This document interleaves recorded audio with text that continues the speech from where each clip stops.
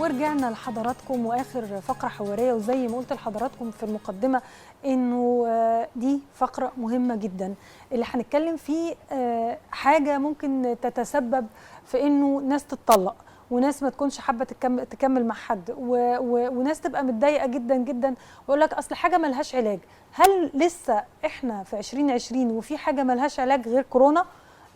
هنعرف ايه بقى مشكلتنا النهارده. احنا بنتكلم عن الشخير. جت في فتره من الفترات الستات كلها عامله قضايا خلع علشان جوزي بيشخر. هنعرف بقى مشكله الشخير ده ايه، وهل ليه علاج ولا لا، وايه اسبابه. كل ما يتعلق بالموضوع ده هنتكلم فيه مع دكتور جرجس وهبه، استشاري الانف والاذن والحنجره. اهلا بحضرتك. اهلا بحضرتك. ودايما حضرتك منورنا وبموضوعات مهمه. واحنا الحقيقه ده وقت التقلبات الجويه او وقت البرد ده بتحصل فيه مشاكل صحيه كتير، وفيروسات كتير بتظهر وبتنمو وبتنتشر، غير كورونا في انفلونزا، ودي برضو بتاثر على منطقه بالظبط منطقه الانف والاذن يعني. فعايزين نتكلم عن موضوعنا النهارده، الشخير ايه هو وايه اسبابه. تمام.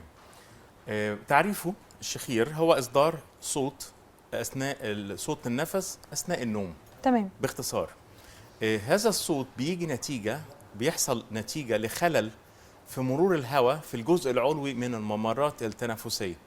تمام. الخلل ده بيجي نتيجه لضيق جزئي او ضيق كلي، اما في الانف او في البلعوم الانفي. الانف لو حصل فيه ضيق جزئي، انسداد كلي او جزئي، الهواء ملوش طريق تاني او يعني يتعوض مروره من الانف عن طريق الفم. هنا بيحصل ان الفم بقى مرور الهواء في الفم عندي في نسيج رخو في ممر الهواء اللي هو في البلعوم الانفي والبلعوم الفمي. الحقيقه ده رخو، كله رخو، ما فيهوش هارد سكيلتون او ملوش عظام يعني مفيش حاجه، ملوش سبورت، ملوش حاجه تحفظه او تحفظ الفتحه بتاعته. فبينهار ويخبط الهواء فيه اثناء مروره عليه، فبالتالي يعمل الصوت. فالصوت اصلا الشخير صادر من الحلق، من البلعوم الفمي، نتيجه لانسداد جزئي في الانف او ترهل في سقف الحلق. هي دي الاسباب اكتر. لو هنتكلم في اسباب انفيه، في انعواج حاجز انفي، في تضخم غضاريف، في لحميات، في لحميات الاطفال. كل ده ممكن يخلي لي ممر الهواء مخنوق او مقفول جزئيا، فبالتالي المريض يستعيد عن الهواء المخنوق جزئيا ده بالممر الفمي للهواء، فبالتالي يحصل الهزه في سقف الحلق الرخو، فيعمل صوت الشخير اثناء النوم. يعني الشخير ملوش سبب واحد، ملوش جيوب انفيه بس زي ما بنقول، لا، او ده اصلا انا عندي برد، الأسباب. او اصله نايم مناخيري دماغي مش مظبوطه. يعني هي اسباب متعدده. منها في واحد يقول لك انا بشخر اثناء نومي لما بقى تعبان. كلامه صح. هو اللي بيحصل ان في المنطقه دي اللي ملهاش جدار صلب يحميها او يحافظ على الفتحه بتاعتها، اللي هو بالعوم الفمي زي ما انا قلت، هي في عضلات بتعمل اثناء اليقظه عندها الميل اللي توسع هذا الممر.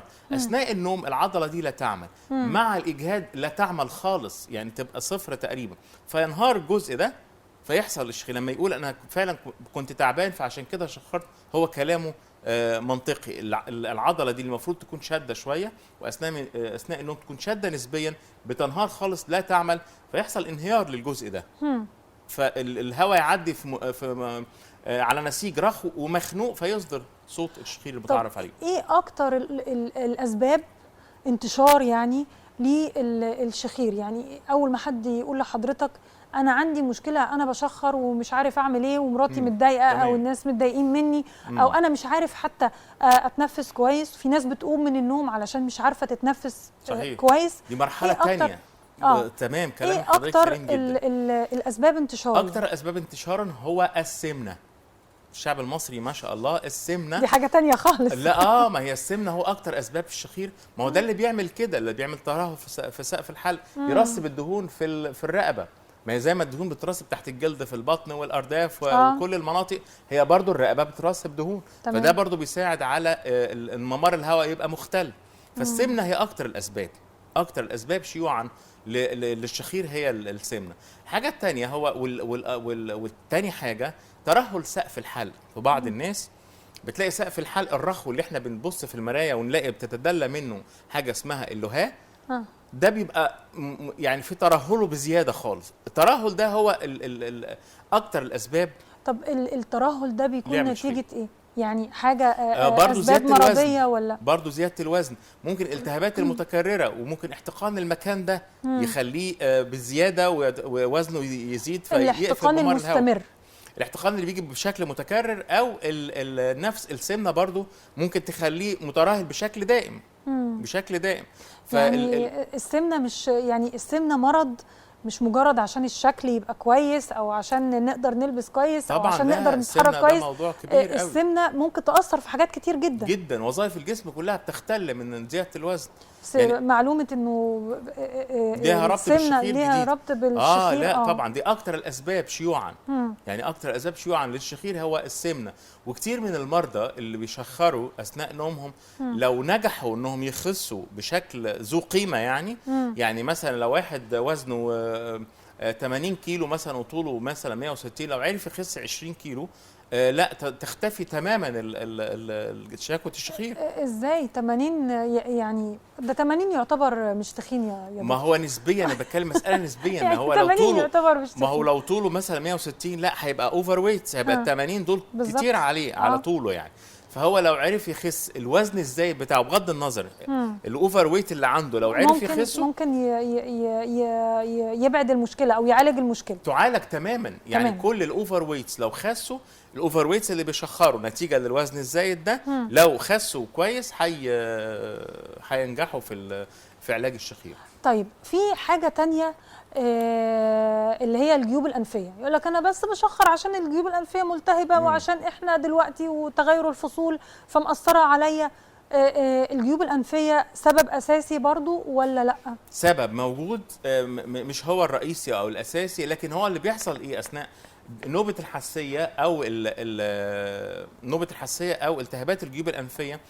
إن الدم بيزيد في المكان ده ممر هواء، فلما تحتقن الأنسجة اللي اوريدي مكونة هذا التجويف الأنفي تورم.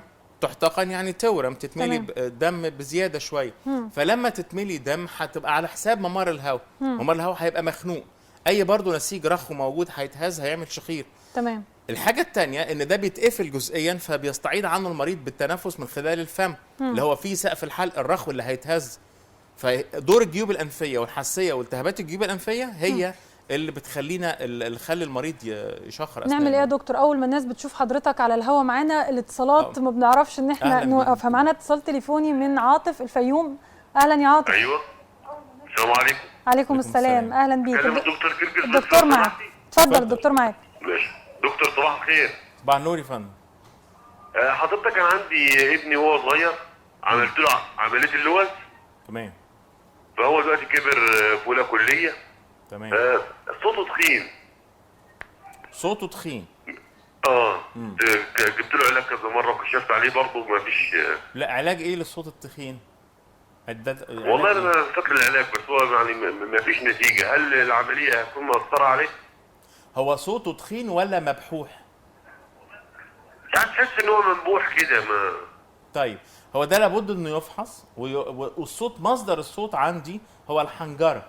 الكلام اللي احنا بنتكلم فيه الشخير ده موضوع اعلى شويه من الحنجره، فتفحص الحنجره بمنظار الحنجري وتشاف الاحبال الصوتيه هي اللي متسببه في اصدار الصوت، وهو اللي يقول لي ايه السبب في صوته التخين ده، الا اذا كان او يكون هو ده صوته الطبيعي اللي ربنا خلقه بيه ومفيش حاجه في الاحبال الصوتيه. على ضوء الفحص بالمنظار الحنجري نشوف الاحبال الصوتيه شكلها ايه ونقرر ما اذا كان ده حاجه غير طبيعيه ولا هو ده صوته الطبيعي. هو سمع حضرتك من التلفزيون بقى علشان قفلنا معاه التليفون. تمام. الحقيقه في سؤال تاني مهم قبل ما نكمل موضوع الشخير. في ناس اول ما بتصحى من النوم بتعطس كتير جدا جدا، يعني بتقعد تعطس طول الوقت فتره طويله. تمام. فانت عارف بقى حضرتك دلوقتي كورونا اي حد بيعطس بنجري منه. فدول يبقى عندهم ايه؟ بصي ده بيبقى عنده حاجه زي ما قلنا، اما دور برد او حساسيه انف او التهابات جيوب انفيه اثناء النوم فلات الجزء العلوي من الجسم بيبقى محتقن اكتر.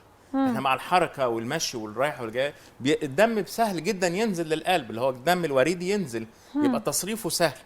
لكن اثناء النوم فلات بيحتقن شويه، او سريانه ما بيبقاش زي ما الواحد واقف. الجاذبيه الارضيه بتبقى شغاله اثناء ما الواحد ماشي او واقف، لكن لما ينام دور الجاذبيه بيبقى اقل شويه، فبيتم احتقان الجزء ده، فيقوم ممكن يحس اللي هو عنده الدور طبعا بانسداد في الانف زياده. الافرازات بتثير الريفلكس بتاع العطس فيعطس، لكن مجرد ما يقوم وبيتحرك وكده وخلاص الدور بقى بتاع الدم الوريدي لما ينزل بالجاذبيه هيبقى خلاص، فهتروح شكوى العطس دي اللي بتزيد الصبح. يعني ده موضوع طبيعي ما فيهوش مشكله وملوش علاج؟ يعني هو مش طبيعي، هو ده بيحصل. ما هو العطس ده حاجه مش طبيعيه. اللي بيعطس الصبح بزياده هو اللي عنده اوريدي حاجه زودتها اللي خلته يعطس الصبح. فهو ده عرض لمرض. بالظبط، صح كده؟ بدات اتعلم انا يا دكتور. تمام. لا تمام.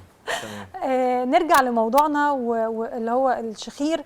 وحضرتك قلت ان الجيوب الانفيه ممكن تبقى سبب، ممكن تبقى ليها دور. هل هناك علاج؟ بالضروره طبعا. يعني في ناس بيعملوا عمليه اللحميه، يعملوا بس اللوز، يحاولوا ان هم يعالجوا كل حاجه، بس برضو يفضلوا بيعانوا من مشكله الجيوب الانفيه اللي يشاع ان ملهاش علاج. لا، هو احنا لو بحثنا عن السبب كويس وتعاملنا مع قبل ما نعرف الاسباب هناخد بس معانا تليفون تاني. معانا يوسف من القاهره. اهلا يا يوسف. الو يوسف. الو. ايوه يا فندم. اهلا بيك، الدكتور معاك، اتفضل. ازيك يا دكتور جرجس؟ اهلا بحضرتك. ازاي؟ صح. ايوه يا فندم، مع حضرتك. اتفضل. حضرتك انا بنتي عندها 10 سنين ووزنها يعني 49 كيلو. تمام. وحضرتك صوتها بتبقى قايمه من النوم في بحه كده في صوتها، وصوتها بيبقى تخين. تمام. ده على غير العادي يعني؟ ده جد عليها؟ كان صوتها طبيعي وتغير؟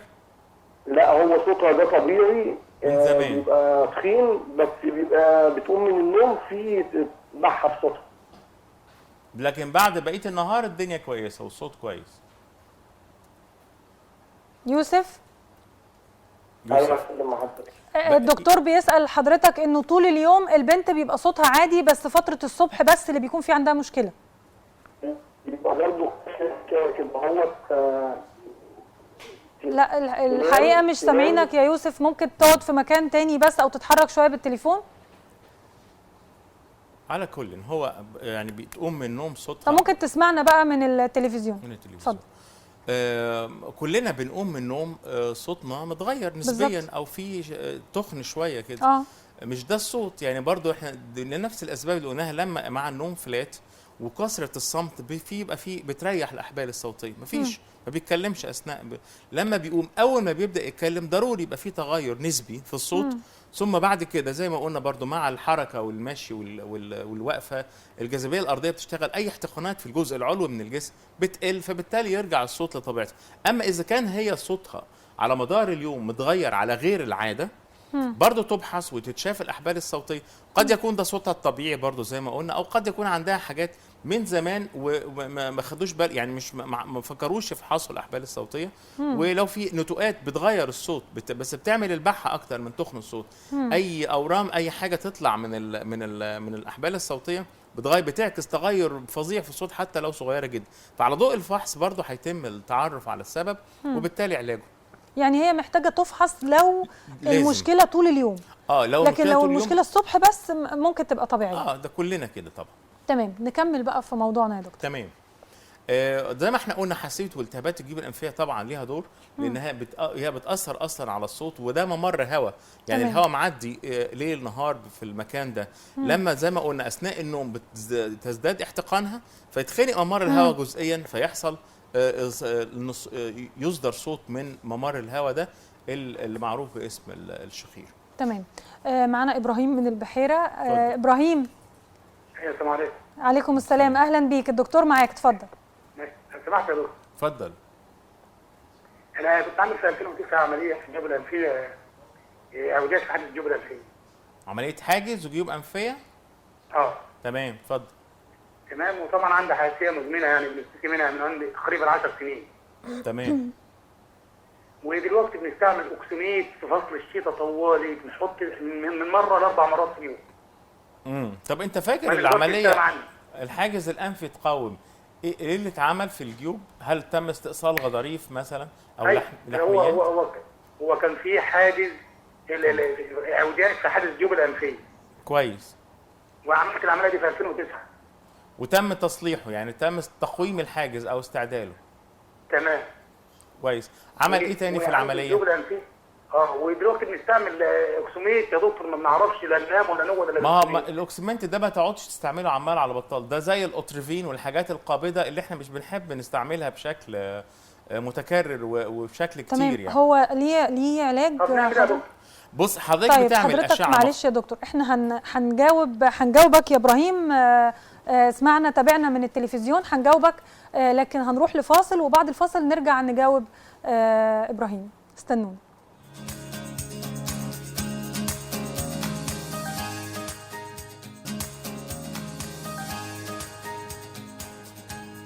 ورجعنا لحضراتكم من جديد، ومعانا دكتور جرجس علشان بنتكلم عن موضوع الشخير، وقد ايه الشخير ده ليه علاج ولا ملهوش علاج، وقد ايه ليه يعني تداعيات سلبيه جدا، بيأثر في مشاكل سلبيه، غير انه بيتعب الشخص اللي بيشخر وهو نايم، ما بيكونش عارف يتنفس، بتحصل له مشاكل.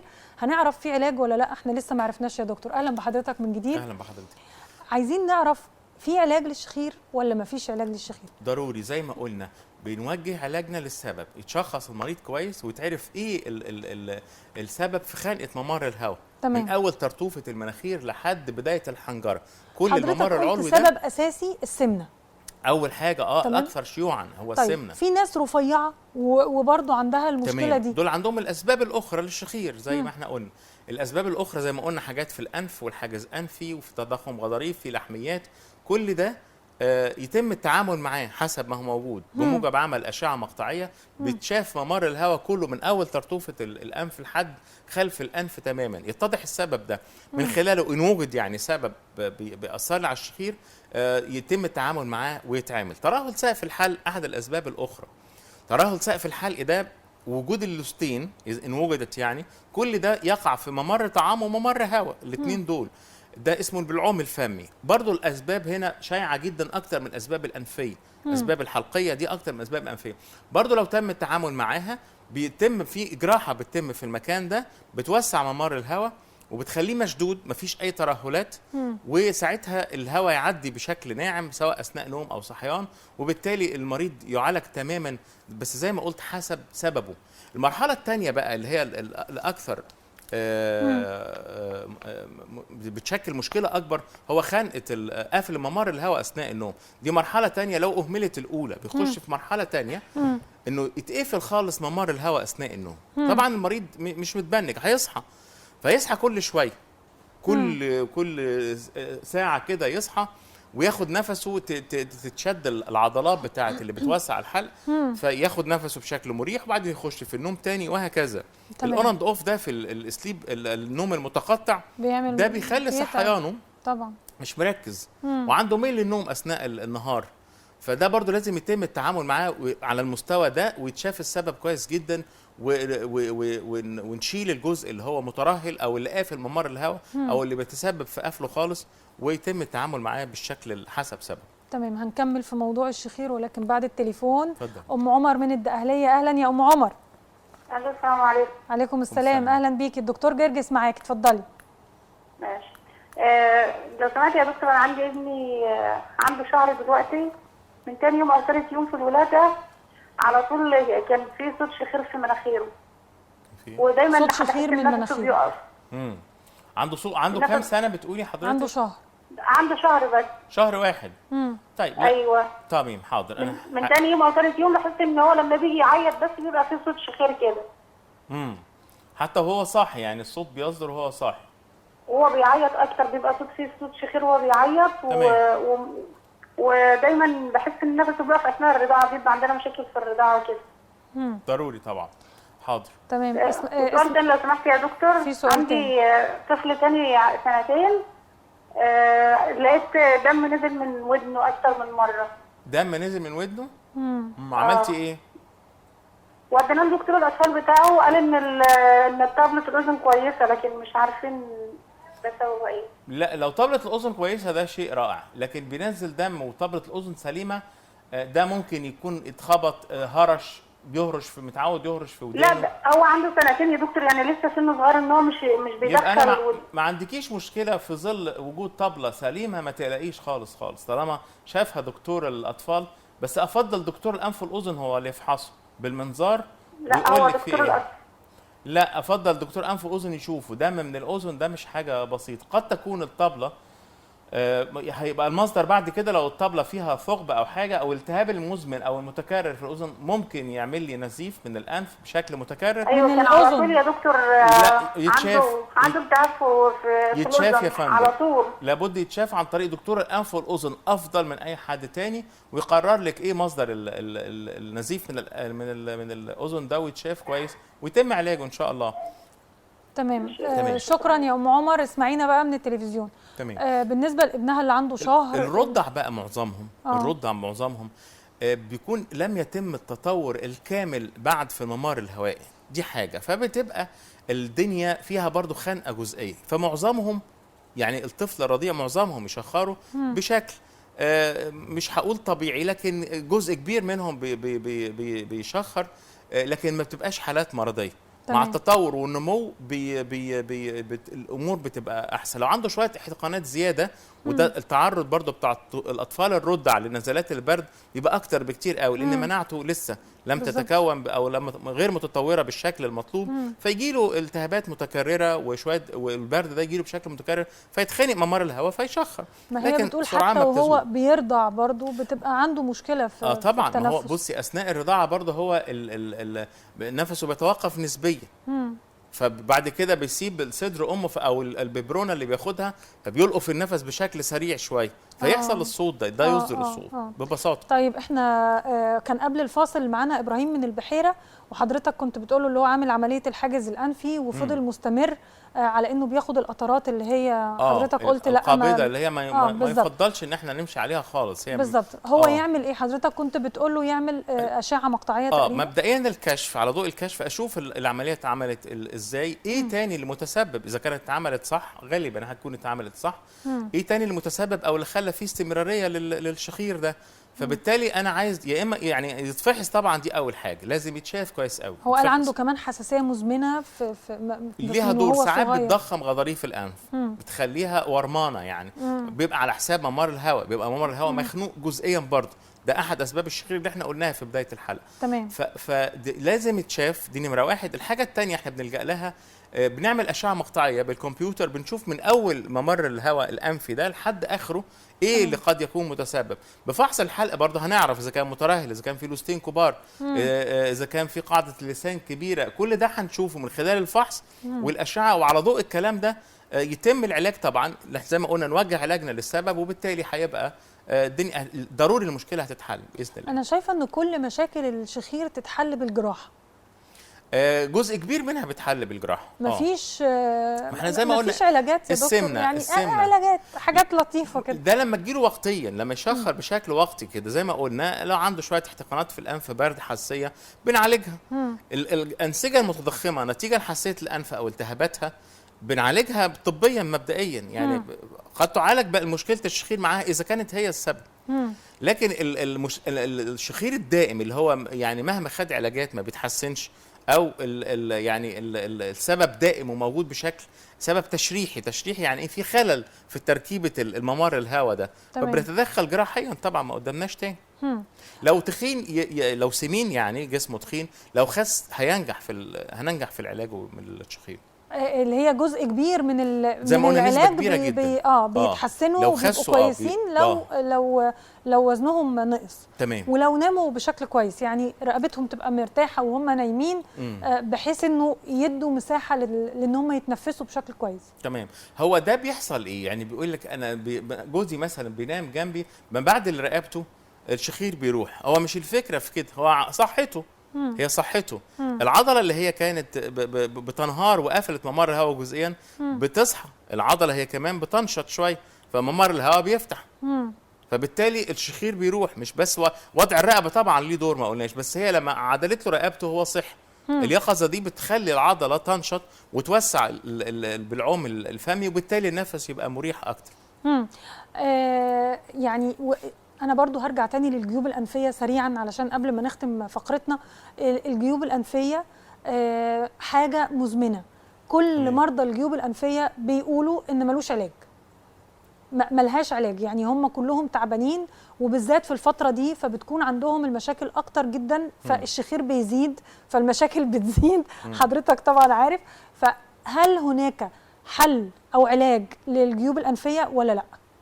هي الكلام كله حضرتك تقصدي بيه حساسية الجيوب الأنفية. هو مرض مزمن ومرض دائم، لكن بيجي في نوبات. يعني في معظم الناس يجي في نوبات، هجمات كده. يعني المريض بيتعايش بيه زي السكر الى حد كبير. يعني ولما تجيله نوبه، يعني النوبات بقى الهجمات اللي هي بتاعه الحساسيه دي لازم يتم علاجها بشكل لصيق، تروح الاعراض خالص. تمام. لكن هو اسمه مريض حساسيه انف، هتجيله نوبات تانية، لكن انا بديله علاج في الفتره اللي جت فيها الهجمه دي. ملوش مثلا جراحه للجيوب الانفيه مثلا؟ حسب السبب طبعا. حسب السبب. لو هي مثلا الجيوب الانفيه دي تسببت في تورم الاغشيه المخاطيه بتاعه الجيوب الانفيه، تسببت في حدوث لحميات. معظم الحساسيات من ضمن مضاعفاتها يعني انها بتعمل لي لحميات. يتم التعامل مع اللحميات، يتم التعامل مع الغشاء المخاطي اللي تم تورمه باستئصال جزئي فيه، وبالتالي تعالج المشكله. ممر الهواء بيتفتح بشكل حلو لو كان متسبب في الشخير، فبالتالي هتتصلح الامور. يعني كل مشكله وليها حل، ولكن مطلوب مننا اننا ندق باب الطبيب المختص. تمام. يتفحص كويس قوي، يتعرف السبب ايه، وهنوجه علاجنا للسبب. لابد من علاج المشكله بعد علاج السبب.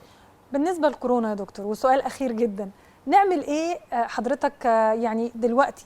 كل المشاكل، يعني حضرتك اول ما دخلت من باب الاستوديو كل الناس قاعده تقول لك احنا تعبانين، احنا عندنا برد، عندنا مشاكل. ففي اختلاط بين احنا عندنا كورونا الحقنا، ولا احنا عندنا مشكله. هو برضه لطمأنينة الناس احنا قد نكون كلنا اصبنا بالكورونا. يعني عايز اقول ان جزء كبير قوي من الكورونا بيعالج ذاتيا. يعني ما هو فيروس برضه مش لازم هجمته تبقى تجيب الاجل خالص خالص. والدليل نسب الوفيات اللي موجوده على مدار سنه 2020. يعني حتى في الجهاز المركزي للتنظيم والاداره لما حصر 18 و19 اعداد الوفيات اللي هي شامله كل حاجه اكتر من 2020. تمام. اللي هي فيها كورونا، دخلت في اسباب الوفاه كورونا. فاذا هو النسبه كبيره قوي من اللي بيلتقطوا العدوى دي بيعالجوا ذاتيا، وفي ناس ما حسيتش بيه، وكتير قوي من الناس جات لهم ما حسوش اصلا، يعني جات وراحت. فهو الماجوريتي او الغالبيه العظمى من اللي بيلتقطوا هذا الفيروس بيعالجوا ذاتيا بدون مشاكل. اللي بيخش في مضاعفات بقى سخونه والتهاب رئوي وكده، ده جزء بسيط جدا على فكره، يعني نسبته قليله جدا. بيتم علاجه برضو على حسب ما هو ايه المضاعفات اللي حصلت له، يتم علاجه ان شاء الله بمنتهى البساطه. بس مطلوب مننا يا دكتور معلش يعني طبعا، لا اننا طبعا ناخد بالاسباب، اتباع المعايير طبعا المطلوبه، سواء العزل، سواء الكمامه او الكحول، الكمامه وعدم التجمعات بشكل ملوش ضروره. كل ما امكن طبعا التباعد الاجتماعي. حضرتك عارف احنا داخلين على اعياد والناس عايزه ان هي تحتفل وتتجمع وكده طبعا، وده مش مسموح. لا غير مسموح طبعا. ده حتى التجمعات في الصلاه حتى بدا يبقى فيها شكل تاني. بالزبط. يعني في تباعد بين المصلين سواء في الكنائس او الجوامع. فهي بس اتباع المعايير البسيطه اللي نقدر عليها، يعني ما هياش حاجه صعبة، سواء لبس الماسكات او التباعد الاجتماعي. يعني طالما ما عنديش انا ضروره للزحمه، طب ازاحم الناس ليه؟ ما هو احنا عشان بنقول له لا فلا هروح بقى. الممنوع مرغوب. ايوه بالظبط. نشكر حضرتك جدا، نورتنا وشرفتنا. الدكتور جرجس وهبه، استشاري الانف والاذن والحنجره. معلومات دايما حضرتك بتقول لنا عليها مهمه، وموضوع مهم اتكلمنا فيه، واكيد على يعني امل ان احنا نتقابل تاني ويكون في لقاءات دايما زي ما حضرتك يعني معودنا. نشكرك جدا. شكرا يا فندم. دي كانت حلقتنا من ساعة صبحية ليوم الخميس آخر الأسبوع. أتمنى لكم نهاية أسبوع سعيدة. اتكلمنا فيها حلقتنا النهاردة عن معلومات مهمة جدا وقيمة. اتكلمنا عن الإصلاح الاقتصادي بشكله الصح. يعني الدكتور اللي كان معانا الحقيقة قال لنا إن مصر ماشية بشكل مظبوط، وأرجوكم إن احنا نفهم بلدنا ماشيه ازاي علشان احنا كمان نفرح حتى بالخطوات الكويسه اللي مصر بتقوم بيها. كمان اتكلمنا عن اعلاء قيمه العمل مع الشيخ عبد العزيز، واتكلمنا عن الموضوع المهم والشائك جدا الشخير اللي بيسبب في مشاكل أسرية كتير جدا مع دكتور جرجس. نتمنى ان احنا نكون قدرنا نقدم لكم معلومات مهمة وقيمة من خلال حلقتنا. اشوفكم على خير، وتحياتي ليكم أسماء البطريق، والسلام عليكم.